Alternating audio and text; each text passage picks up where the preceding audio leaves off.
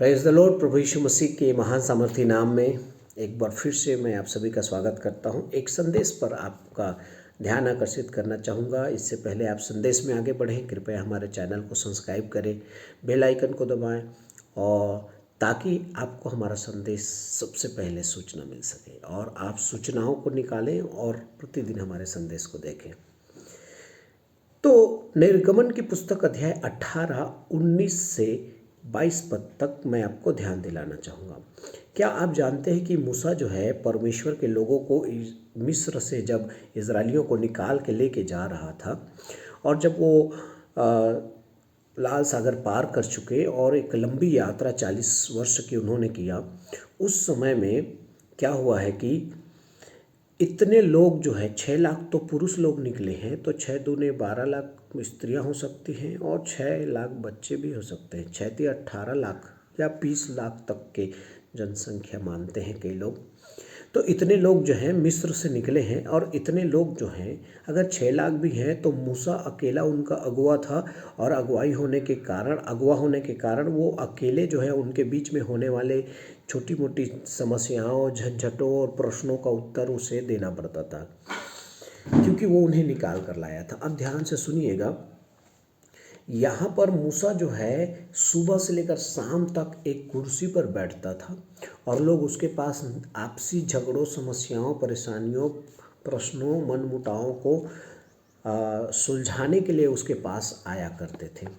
और जब मूसा का ससुर जो है उसके पास आया तो उसने देखा कि मूसा का ससुर एक याजक था, उसका नाम इत्रो था और वो इस बात को भली बात ही समझता था। इसलिए उसने जब देखा कि मूसा सुबह से लेकर शाम तक बैठा है, लोग उसे उठा रहे हैं क्योंकि उसके हाथ पांव भारी हो जाता था, वो उठ नहीं पाता था, ऐसे पीड़ा में रहता था। तब जो है मूसा को जो है परमेश्वर के अनुग्रह और सामर्थ्य और बुलाहट से याजक इत्रो ने जो है एक ज़बरदस्त सलाह दी। और वो सलाह क्या थी मालूम है? 5 मुखी सलाह या पंचमुखी सलाह मैं इसे कहता हूँ। पंचमुखी सलाह में या 5 सलाह इत्रो ने मूसा को दिया। उसका पहला सलाह क्या था? इनके लिए परमेश्वर के पास पहुँचा दे। इनके लिए जो भी बातें हैं उसे परमेश्वर के पास पहुँचा दे, क्योंकि मूसा को उसने देखा कि ऐसे में तो इसकी आयु ख़त्म हो जाएगी, ऐसे में तो ये थक जाएगा, ऐसे में तो लोग भी थक जाएंगे, ऐसे में तो मतलब पूरा खराब हो जाएगा जो है माहौल। इसलिए उसने पहली बात कहा, जो बातें इनकी हो रही है उसे सबसे पहले परमेश्वर के तंबू में पहुंचा दे। दूसरा बात उसने कहा कि जो विधि और जो व्यवस्था, जो नियम इनके जीवन में इन्हें पालना है, उस चीज़ों को इनके सामने में प्रकट कर दे। तीसरी बात उसने कहा, जो काम करना है उसे जता दे इन्हें।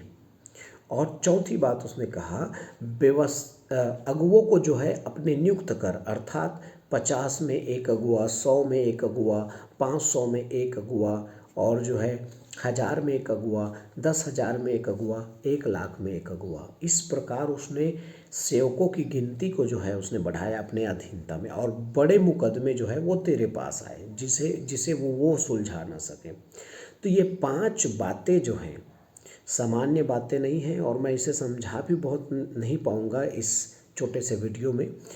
इनके लिए परमेश्वर के पास पहुँचा दे। एक अगुवाई या एक अगुआ जो सेवा कर रहा है वो इन बातों को जो आपस में लोगों के बीच में हो रहा है उन्हें परमेश्वर के पास लगातार पहुंचाना चाहिए। आप और मैं परमेश्वर के दास हैं। हमें अपने विश्वासियों की प्रार्थनाओं को, उनके विनतियों को, उनकी समस्याओं को, उनके आपसी हर एक बातों को, जैसे कि झगड़े हो रहे हैं, समस्याएं हो रही, तकलीफ़ है, कमी घटी है, उन सब बातों को परमेश्वर के पास पहुंचाने का काम आपका और मेरा है, हर एक अगुवे का है।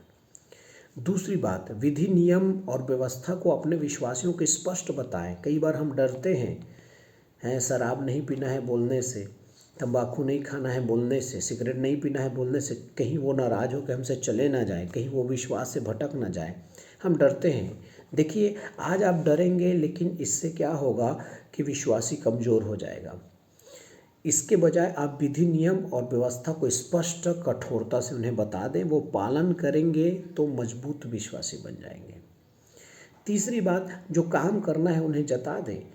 एक विश्वासी को क्या काम करना है कलीसिया में, एक लीडर को क्या काम करना है, जो जो काम करना है उस सब काम को जो है उनको हमें जता देना है। तो इस प्रकार हमें जो है उन्हें, अपने लीडरों को, अपने कलीसिया के विश्वासियों को हमें सिखाना है, समझाना है, स्पष्ट बताना है कि आपका क्या काम है। आप साफ सफाई करेंगे, आप जो है लीडिंग करेंगे, आप बजाएंगे, आप ये काम करेंगे। हमें स्पष्ट जो है उन्हें समझाना है ताकि वो कलीसिया की उन्नति के लिए काम कर सकें। चौथी बात है कि हमें साथी लीडरों की नियुक्ति करना बहुत ज़रूरी है। हर एक काम को, हर एक बात को पास्टर ही करे ऐसा नहीं है। हमें याद रखना है, इतरों की सलाह को हमें जो है 50-50 में, 100-100 में अगुवा बनाना बहुत ज़रूरी है। तो विभिन्न गांवों में हमारी अलग अलग मिनिस्ट्री होगी, विभिन्न शहरों में होंगी, विभिन्न स्थानों में हो, तो आप जो है उसमें अगुवे नियुक्त करें अपने अधीनता में। और जो बड़े मुकदमे अर्थात जो बातें जो उनसे नहीं हो सकती है उन्हें आप सलाह दें। ये संगठन में भी काम करता है, ये कलीसिया में भी काम करता है, ये परिवार में भी काम करता है। हमें याद रखना है, इन 5 विधियों को अपने जीवन में पालन करना है। पहला, जो बातें हैं उन्हें परमेश्वर के सामने प्रकट करें। दूसरा, विधि नियम व्यवस्था को स्पष्ट करें। जो काम करना है उन्हें स्पष्ट जता देना है, हर एक के काम को। चौथा, अगुवों को नियुक्त करना है। अपने अनुपस्थिति में अन्य अगुवों की नियुक्ति होना बहुत ज़रूरी है। और बड़े मुकदमों को आप साझा करें, आप संभालें। अवश्य करके कलीसिया और सेवकाई और संगठन बढ़ते जाएंगे। God bless you. परमेश्वर आपको बहुत ऐसा आशीष दे। आमीन।